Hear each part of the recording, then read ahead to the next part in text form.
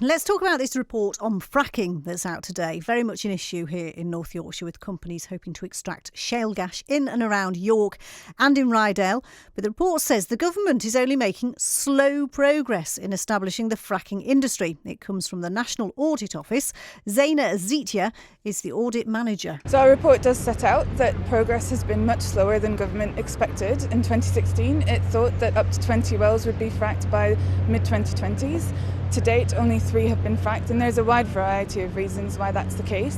Operators are saying the planning system and the regulations that are in place have hindered and hampered their ability to effectively explore for shale gas.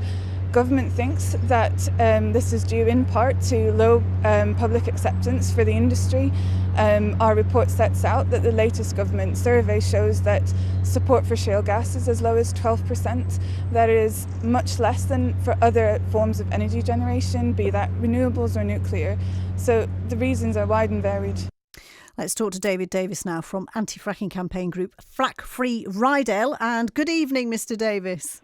Yeah, hello Julia, how are you? I'm all right, thank you. I'd love your reaction to this report, though. The government's only making slow progress on fracking. Well, it is, and that's for a number of reasons, no doubt. But it's good that the NAO, who at the end of the day, the National Audit Office, are looking after our money for us. They're an independent office who report to government on various things that the government is spending money on. So they're looking after our money. And that's what this report's all about. And, there've been several reports. We have to go back to sort of times of 2014 and earlier about fracking that were prepared for the industry. And most of the figures that they're putting into this report have derived from one or two of those reports back at that sort of time. So the progress is much slower than expected. That's good news for you, isn't it? You don't want fracking. You want it to be as slow as possible. Come to a standstill, we maybe. We don't want fracking at all. We don't want it to be slow. We just don't want it, full stop. I mean, the report really echoes what we've been saying as long as we've been around, to be quite honest. And, if you put this against the backdrop of what's happened with the cost of renewable energy, you just can't even start to think why we're trying to bring some oil and gas industry onshore in the UK, which by anybody's sort of definition is quite a densely populated country to be doing something like fracking. And we don't actually know that we can do it safely, because even though we've got regulations that our operators know about, the oil and gas industry, they can't operate and stop the seismic effects that have been occurring, and has led to them closing the third well down over in Lancashire. When you look at the report, though, a lot of the blame is laid at your doorstep, actually. It's the anti-fracking protesters, it's the planning process. That's what's holding the process up. You're holding up progress. Well, sadly, I'm not running the planning process. No, not the planning process, but the fracking, the protesting process. You're part of that, aren't you? Well, we're part of public opinion that says that we don't want this particular type of development in Ryedale, the UK, or anywhere else worldwide, because we are in a climate emergency. We have known about it for a very long time. And to be quite honest, the National Audit Office report actually uses the words unprecedented opposition in relation to fracking from the general public. So, well, it says as well, the chief executive of Quadrilla, who obviously want to extract gas, they've said that the industry needs to do more to build public support. Do you think there's anything they could say to you that would make you support fracking, David? Well, if I thought that was genuine, I'd have to go and have a sit down and a cup of tea. I've been fighting this for 6 years, along with many thousands of other people. And, I've heard that said a lot of times about public consultation, so on and so forth, and get closer to the community. And I've yet to see any of it happening. And you look at large rafts of things that are promised, if we do frack, millions of pounds to the community. They haven't got any real proper scheme sorted as such. It isn't within our normal planning system. It stands outside of that.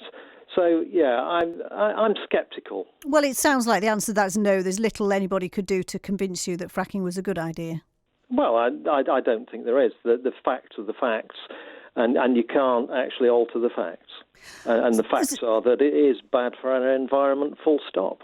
We're not supposed to be getting fossil fuels out of the ground. Well, do you feel like you've spun it out long enough now that you've actually won the argument? Because, there's a change, literally a change in climate, isn't there? A change in atmosphere against fossil fuels now, with the massive kind of climate emergency that's been declared pretty much everywhere now. Do you think, because it's taken so long, do you think you've won the argument? No, I don't think we've won the argument completely, because I don't think everybody realises that we've all got to actually do something. What you look at the big problems that we've got in terms of this climate emergency, all of the things that we need to do is going to affect everybody throughout the world. And we're a very well-developed country, and we're used to having gas central heating, petrol for our cars, and we've got to make massive adaptations which are going to consume massive amounts of all sorts of commodities, and to be quite honest, we probably should be consuming less of everything. Here's a question. Here's a question for you, and again, it's another argument as well. But the oil and gas industry and shale gas and everything. I've got a gas boiler; it needs replacing. What am I going to put in there instead of my gas boiler, David? Okay. Well, there are developments, hopefully, to get a hydrogen gas system worked out. The plan is to use the existing... How much is that going to cost me, a hydrogen boiler in my kitchen? Well, I would imagine when they first start producing them, once hydrogen is commercially available, it'll be grant funded. So, it's like anything. Pioneers, you have to pay... quite a lot of money. I was going to say, I don't think I can afford to be a pioneer in this case. What's your gut feeling then, David? Will we ever see fracking in North Yorkshire? I can't answer that question. I don't know, because that is not within my gift. If, for example, the people who've taken over Third Energy decide to put in a planning application to frack somewhere, all I can do is object to that. I can't, on my own, stop that. You're slowing it down, though, quite effectively. Well, like I say, I think what we've seen with the climate emergency rather puts it into context that perhaps we shouldn't be doing this, and particularly with, as I say, the background of what's happening with the cost of renewables plummeting. It really isn't rocket science. No, it isn't, is it? That's an interesting analogy. David, thank you very much. Thank you very much for coming on the programme. That's David Davis from the Anti-fracking campaign group Frack Free Ryedale.